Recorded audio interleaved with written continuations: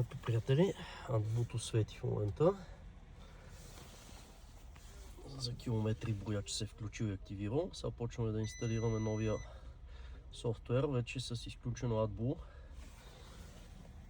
И след мъничко няма да има повече тия съобщения за оставащ километраж на AdBlue.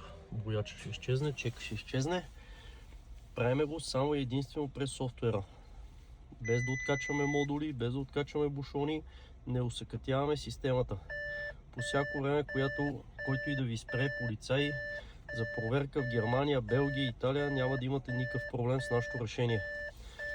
Така че, ако искате за вашето автомобилче само най-доброто, обадете се, ще ви съдействаме.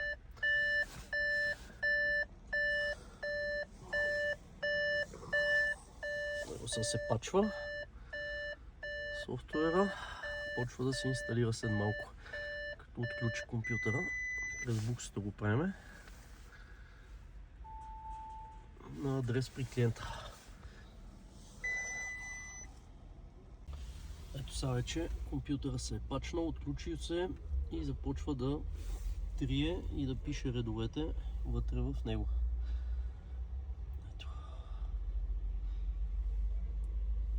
Сега ще ви покажем като стане на 100%, как вече няма да има въобще проблеми с AdBlue системата, без да се отключват модули, датчици, ноксове и каквото и да било. Всичко ще работи, но AdBlue няма да работи, няма да дава проблеми, но също време, ако се закачи на диагностика, ще си показва модула.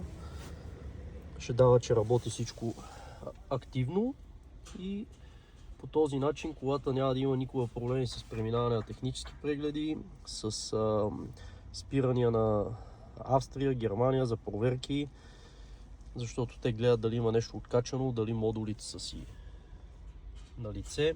При нас решенията са така, че да нямате проблеми в чужбина и изобщо като цяло да нямате проблеми с преминаването и на ГТП-то.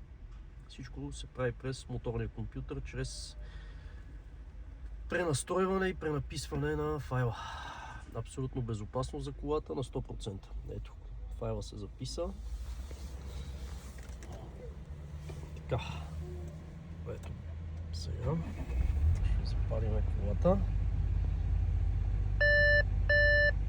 И колата вече няма съобщения за AdBlue. Единствено TPMS за гумите свети. Ето и той угасна. Колата е готова. Няма повече да има AdBlue.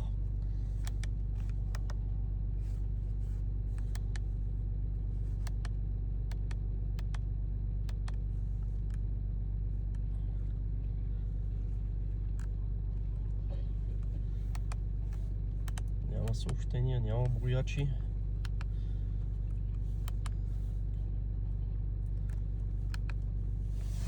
И вие, ако имате проблеми, пишете, звъннете, безплатна консултация, индивидуални решения за всяка марка и модел кола и така.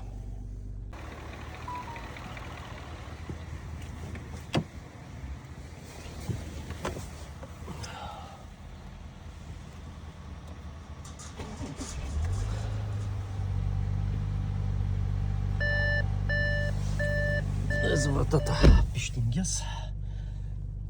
Край с проблемите. Най-слабото место на тия аудита е точно AdBlue.